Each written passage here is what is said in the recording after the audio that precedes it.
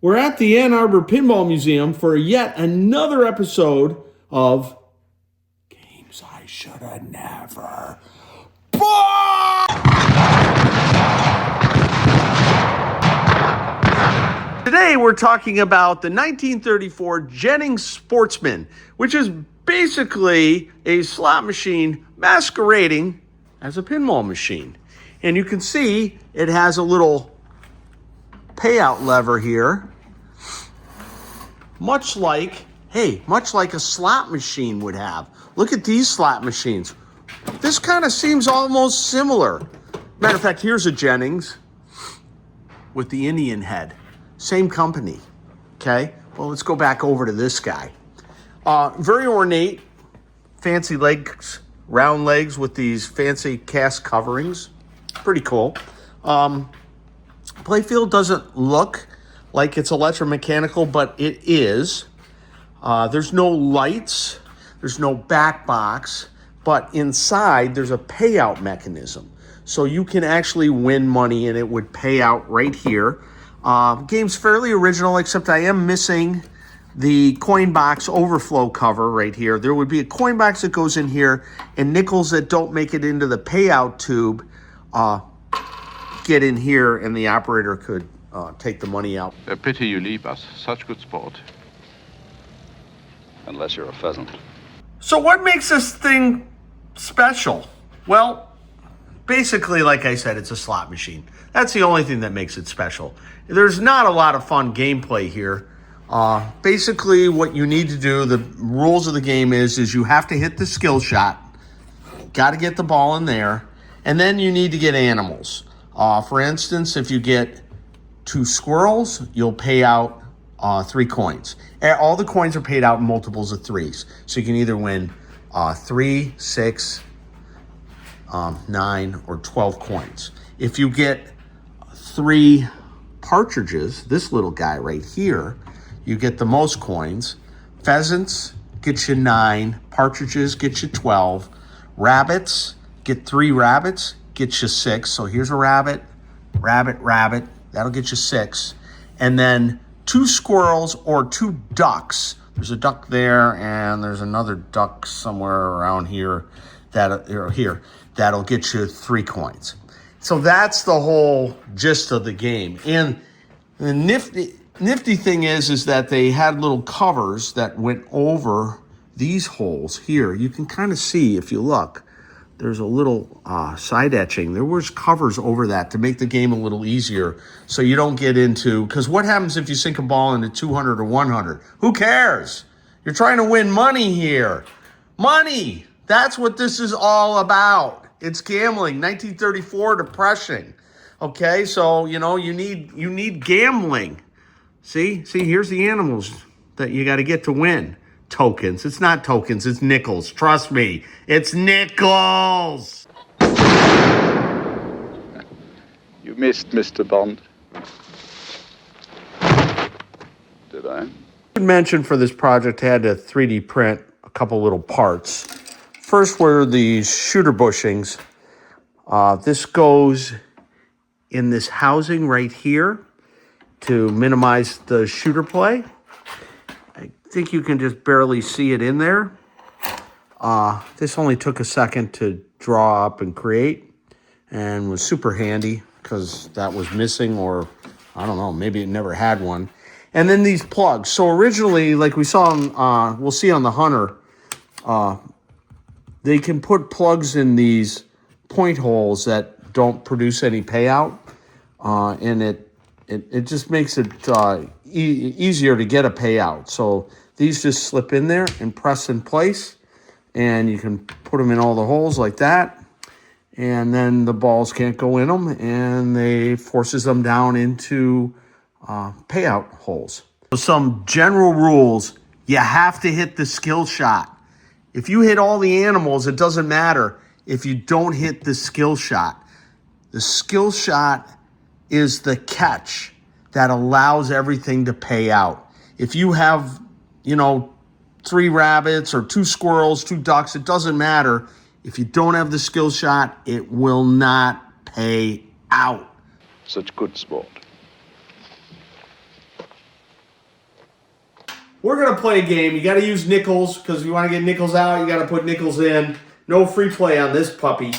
All right, I'm going to put in the nickel. It'll clear all my balls and holes. And I will do some cheating here because I'm not good enough to make shots in a timely manner. Like here, I'm just going to put it in the skill shot hole. Or not. Okay, we'll put it in the skill shot hole. And then I think I'm just going to try and get 2 squirrels. Let's try and get 2 squirrels here.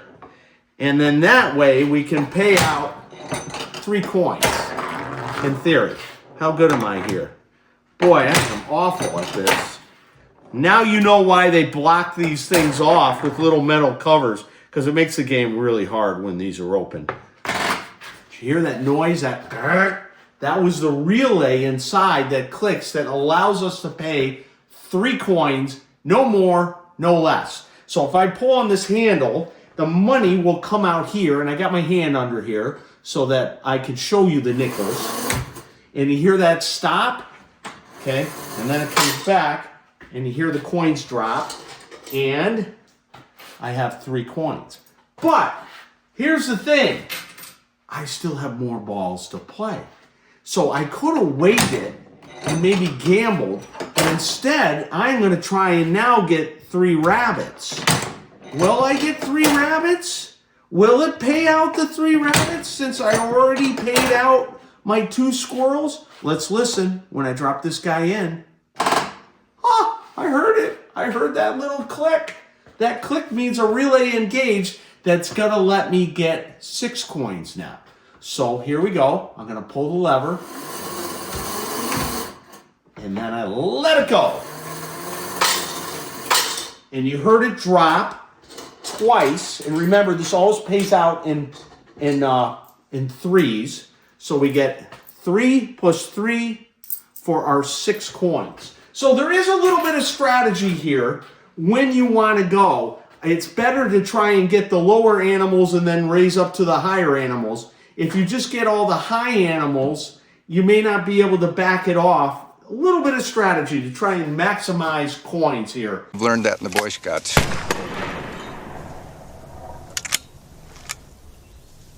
I was in 4-H. So that's the Sportsman inside and out in the gameplay. Now I would like to show you the Hunter, which is basically the same game, but without the payout.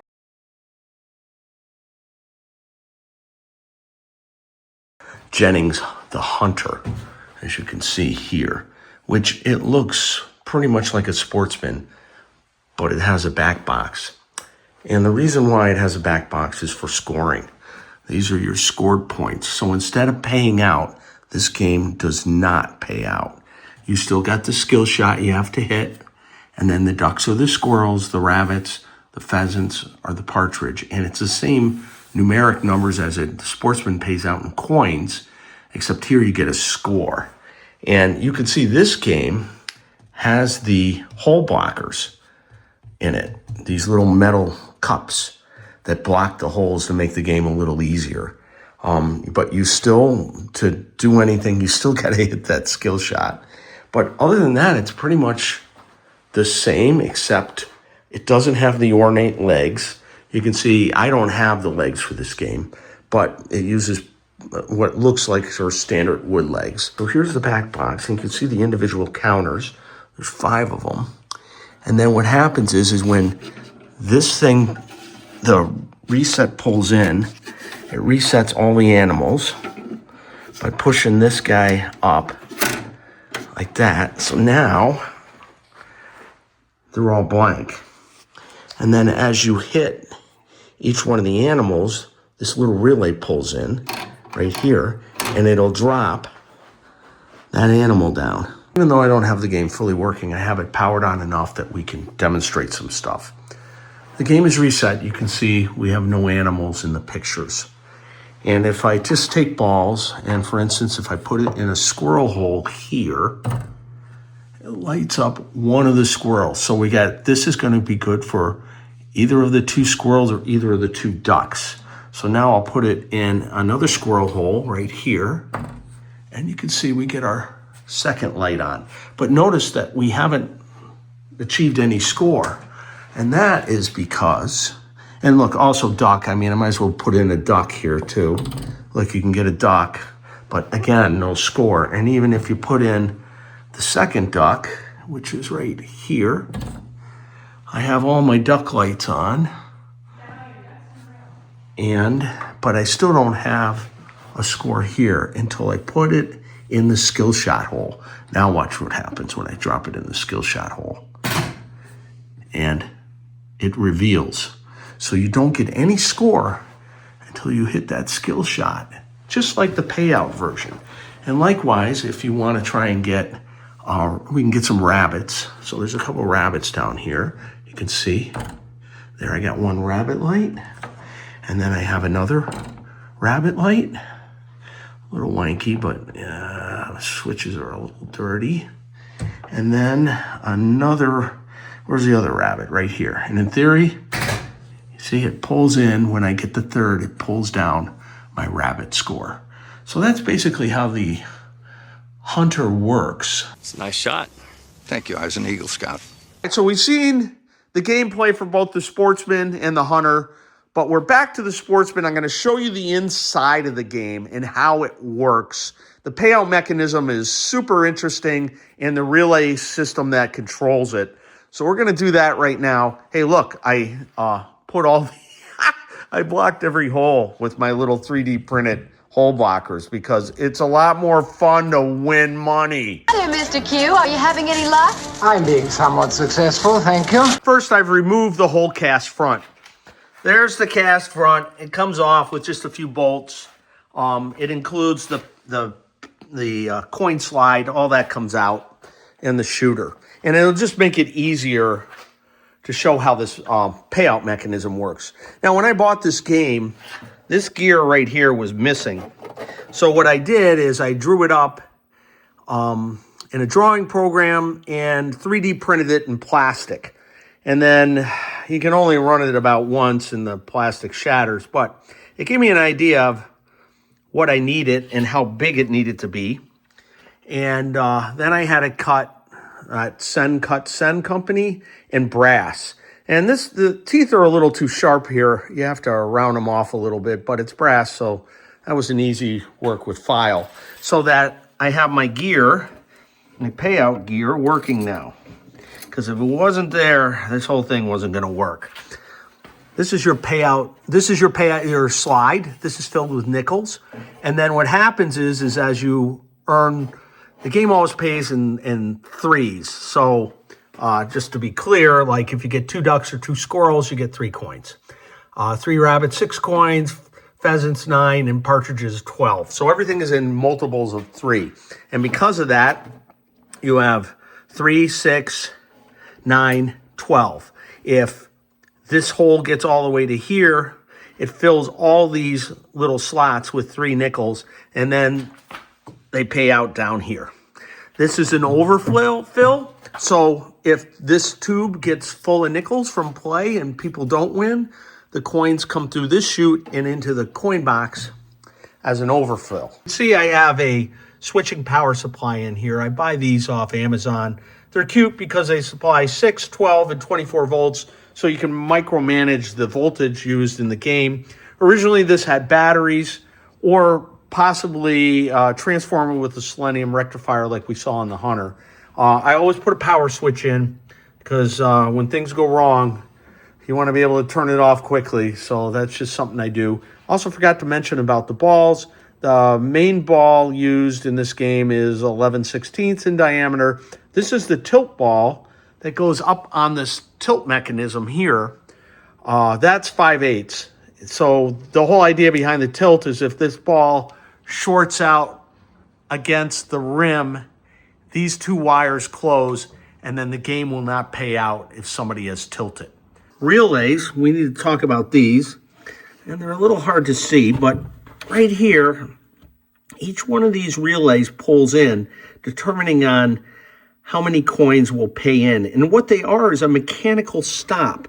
If you look here, you see how you can hear it click, but these are a stop so that that metal bar, let me move that wire, that metal bar will hit this, which is actually a switch, and stop it from paying out more than the player earned. So let's set that up first. And in order to do that, we're going to have to put some balls in holes, as they say. First, you got to get the skill shot hole. Nothing happens if the skill shot hole is not filled. I mean, it doesn't matter what animals you get.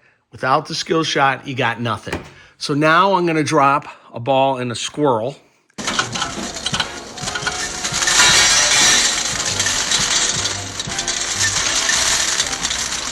That's unbelievable. A ball into the second squirrel hole, and you're going to hear the number 3 relay, which is right there. You're going to hear them click in. So just watch. I'll put the ball in the squirrel hole. See how he pulls in?